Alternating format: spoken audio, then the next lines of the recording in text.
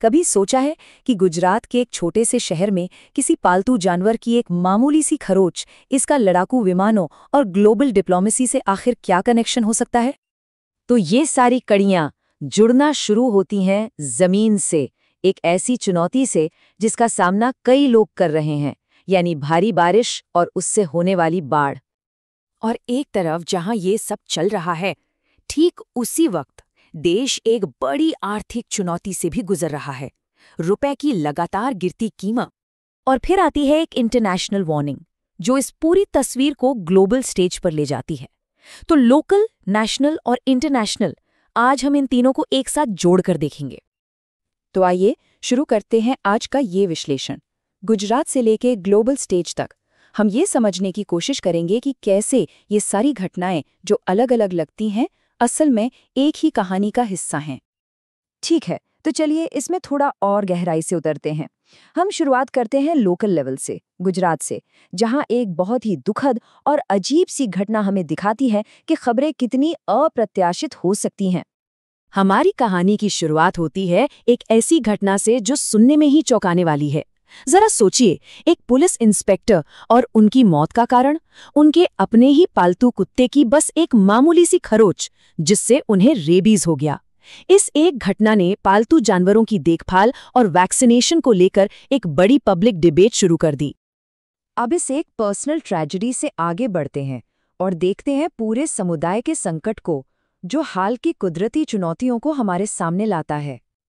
और यहाँ पर ना सरकार की प्राथमिकताओं का एक बहुत दिलचस्प कॉन्ट्रास्ट सामने आता है। देखिए, एक तरफ डांग और नवसारी जैसे इलाके हैं जो बाढ़ में डूबे हुए हैं, ये एक फौरी संकट है। और दूसरी तरफ सरकार भविष्य पर बड़ा दांव लगा रही है, जैसे कैंसर के इलाज और समुद्र से समृद्धि जैसी विशाल परियोजनाओं में हजारों करोड़ का निवेश। तो ये एक तरह से फौरी राहत और लॉन्ग टर्म डेवलपमेंट के बीच का एक संतुलन है। अब जो बात वाकई में इंटरेस्टिंग है वो ये है कि कैसे सामाजिक और राजनीतिक मुद्दे भी जमीनी स्तर पर अपनी जगह बना रहे हैं। और ग्राउंड रियलिटी तो और भी कॉम्प्लेक्स है। यहाँ आस्था, राजनीति और कानून के बीच की खींचतान एकदम साफ दिखती है। एक तरफ आसाराम के समर्थकों पर एक्शन हो रहा है, तो दूसरी तरफ जाति आधारित रैलियों जैसे सेंसिटिव मुद्दे पर एक नई बहस छिड़ गई है। और इसी बीच एक विपक्षी विधायक को शर्तों के साथ जमानत मिलना, ये सब दिखाता है कि गुजरात में सामाजिक और राजनीतिक समीकरण कितने नाजुक हैं। तो चलिए गुजरात से निकलकर अब नेशनल लेवल पे आते हैं और देखते हैं कि ये सब भारत के आर्थिक और डेमोग्राफिक भविष्य की बड़ी तस्वीर में कैसे फिट होता है। जरा इस नंबर पर गौर कीजिए, 88.75। ये है भारतीय रुपए की कीमत अमरीकी डॉलर के मुकाबले, एकदम रिकॉर्ड निचले स्तर पर। अब इसका सीधा सा मतलब ये है कि जो भी चीज़ें हम बाहर से मंगवाते हैं वो और भी महंगी हो गई हैं, जो हमारी अर्थव्यवस्था पर एक बड़ा दबाव डालता है। आर्थिक खबरों के अलावा चलिए अब भविष्य की डेमोग्राफिक्स पर भी एक नज़र डालते हैं।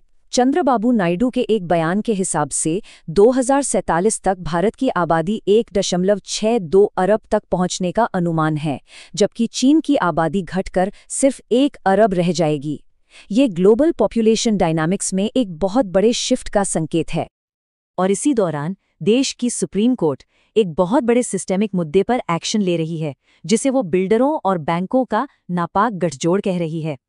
सीबीआई को और केस फाइल करने की इजाजत देना एक बड़ा संकेत है कि अदालत इस मामले को कितनी गंभीरता से ले रही है। अब देखिए, नेशनल सिक्योरिटी के दो अलग अलग पहलू। एक तरफ तो भारी खतरों से निपटने के लिए हमारी वायुसेना अपने लड़ाकू विमानों का बेड़ा बढ़ा रही है, और दूसरी तरफ देश के अंदर नागरिकों को आर्थिक मुश्किलों से बचाने के लिए पीएम किसान और सुरक्षा बीमा जैसी योजनाएं एक सेफ्टी नेट का काम कर रही हैं। ये दोनों ही कोशिशें देश को मजबूत बनाने की हैं। तो चलिए अब आखिरी बार जूम आउट करते हैं और देखते हैं कि ये सारी नेशनल लेवल की बातें इंटरनेशनल स्टेज पर कैसी दिख रही हैं।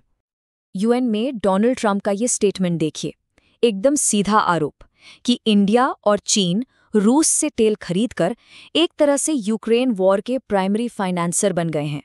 ये भारत को एक बड़ी जियोपॉलिटिकल बहस के सेंटर में ला खड़ा करता है। और ये स्लाइड ये इंडिया के डिप्लोमेटिक बैलेंसिंग एक्ट को बिल्कुल साफ दिखाती है।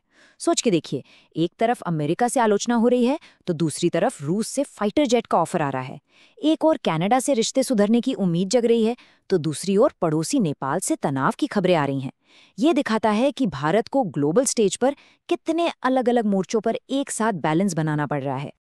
इसके अलावा एक और बड़ी इंटरनेशनल डेवलपमेंट है अमेरिका में H-1B लॉटरी सिस्टम को खत्म करने का प्रस्ताव।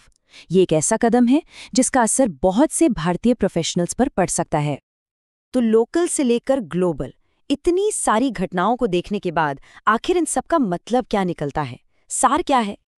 तो आखिर में बस ये एक सवाल ही है कि जब दुनिया इतनी जुड़ी हुई हो, जहां इतने सारे संकट एक साथ चल रहे हों, तो कोई भी देश अपनी लोकल ज़रूरतों, अपने नेशनल एम्बिशंस और ग्लोबल स्टेज पर अपने रोल के बीच में बैलेंस आखिर बनाता कैसे है?